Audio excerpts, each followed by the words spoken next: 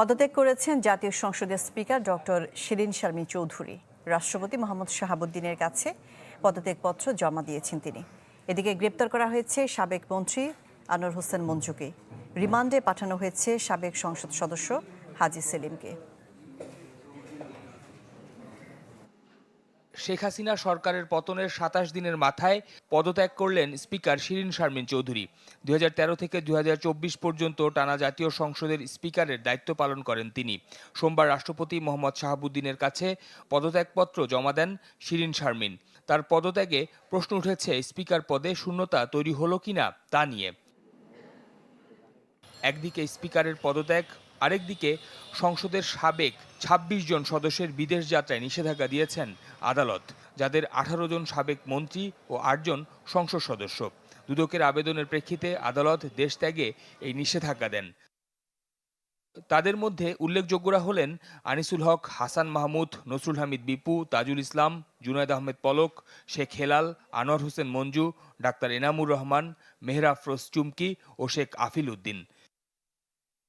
বিদেশ যাত্রায় নিষেধাজ্ঞা দেওয়ার পরপরই রাজধানীর ধানমন্ডি থেকে গ্রেফতার করা হয় জাতীয় পার্টি জেপির চেয়ারম্যান ও সাবেক মন্ত্রী আনোয়ার হোসেন মঞ্জুকে। গেল রাতে রাজধানীর বংশাল থেকে গ্রেফতার হওয়া সাবেক সংসদ সদস্য হাজী সেলিমকে সোমবার আদালতে তোলা হয়। আইডিয়াল কলেজের শিক্ষার্থী খালিদ হাসান সাইফুল্লাহ হত্যা মামলায় হাজী সেলিমের ৫ দিনের রিমান্ড মঞ্জুর করেন আদালত।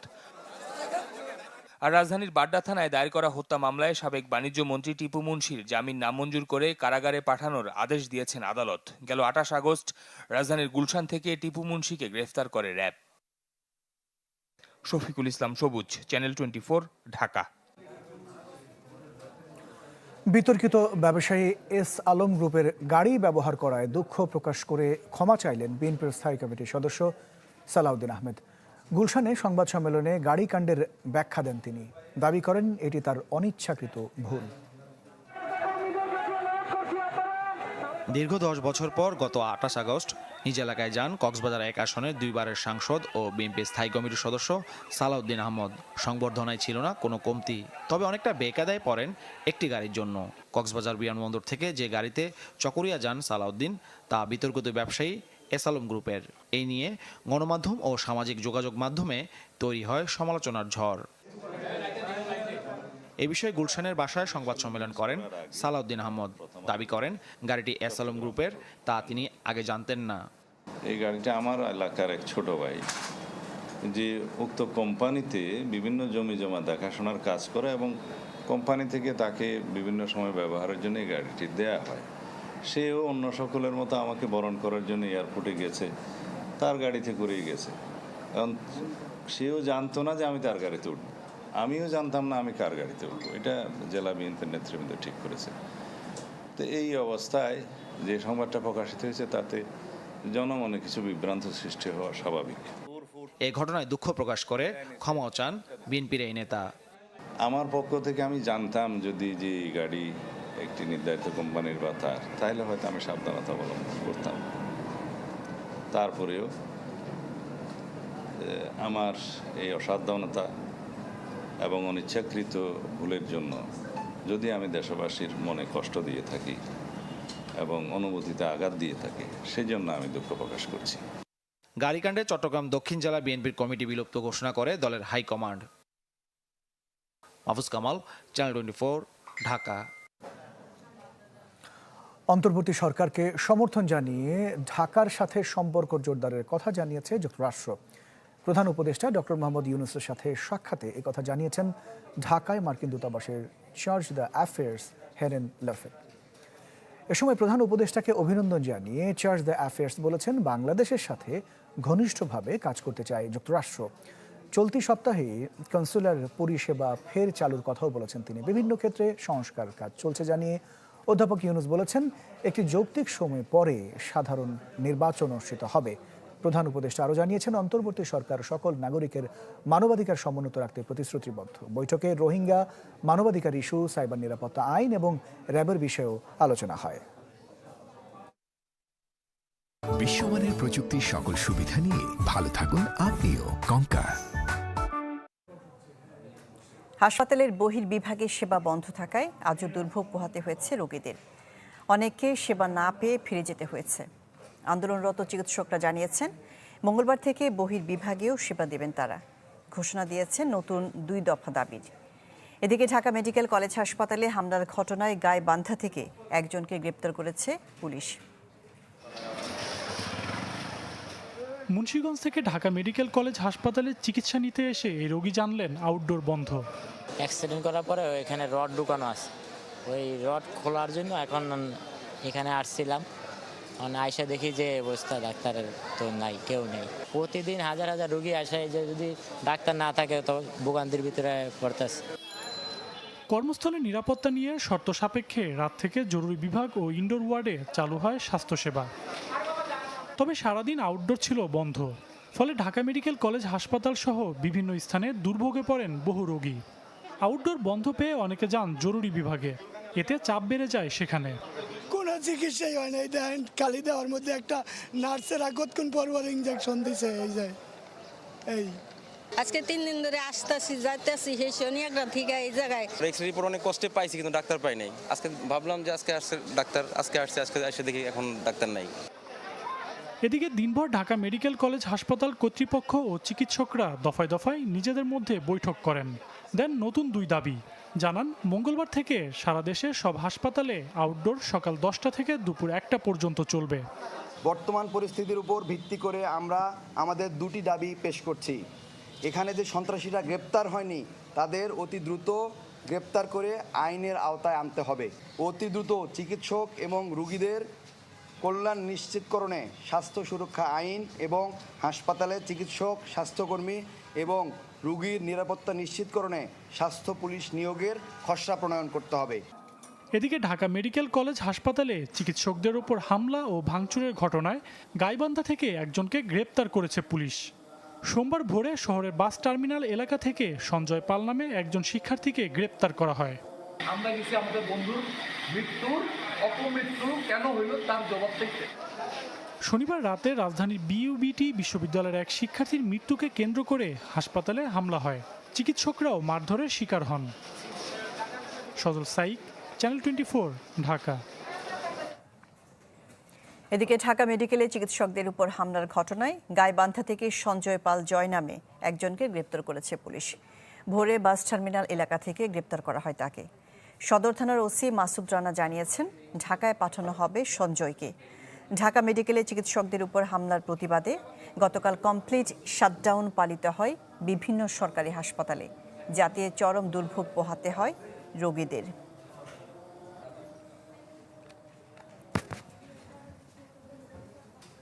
সন্ধ্যা 7টার খবরে নিচ্ছি বিরতি, ফিরছি একটু পর, সাথে থাকবেন।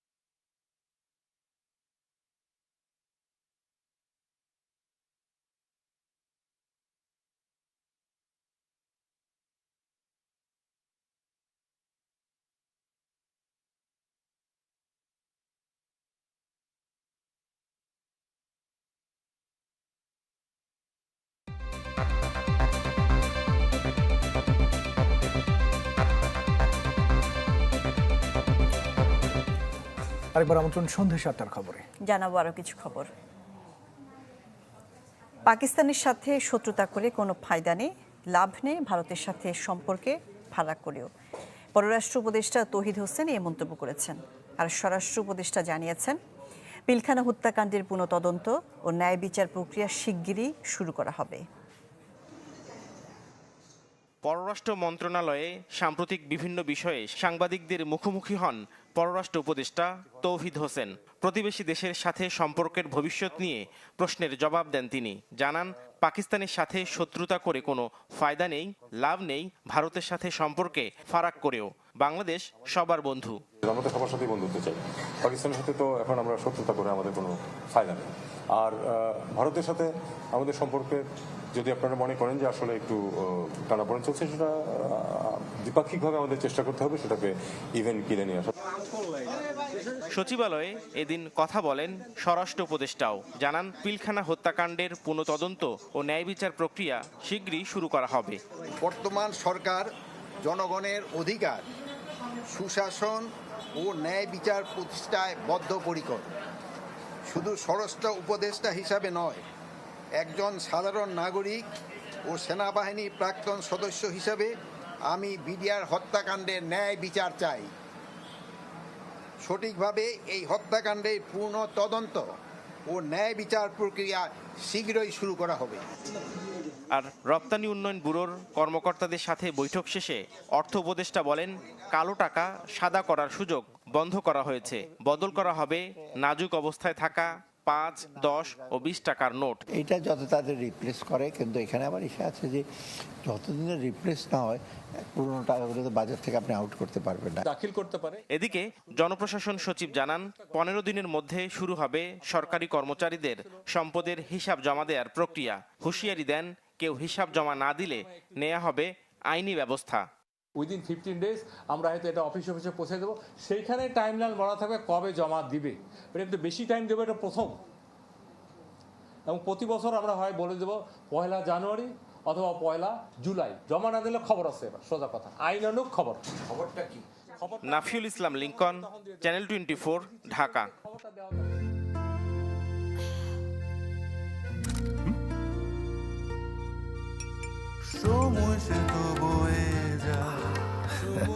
এভাবেই সময় পাল্টে যায়, কিন্তু ডিপ্লোমা সেই একই স্বাদে, একই মানে যুগ যুগ ধরে রয়ে যায়। New Zealand dairy, excellence in quality. বন্যায় এখন পর্যন্ত 67 জনের মৃত্যু হয়েছে।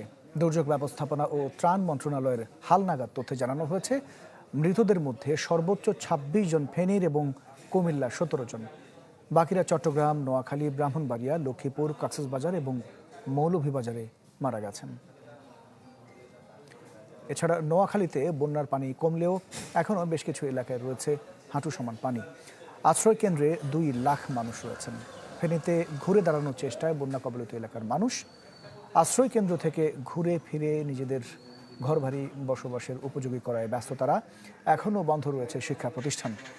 এদিকে কুমিল্লায় বন্যা পরিস্থিতির উন্নতি হলেও পানিবন্দী অনেকেই।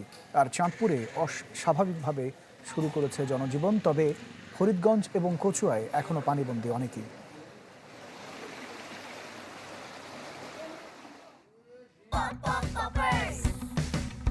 কর্ন, মিল্ক, কোকোনাট আর বাটারের দুর্দান্ত কম্বিনেশনে ইয়াম্মি ক্রাঞ্চি টেস্টের পপার। বেশি ফান নিয়ে এখন 25 গ্রামের বিগ ফান প্যাকে। খেলার খবর, রাওয়ালপিন্ডি টেস্ট।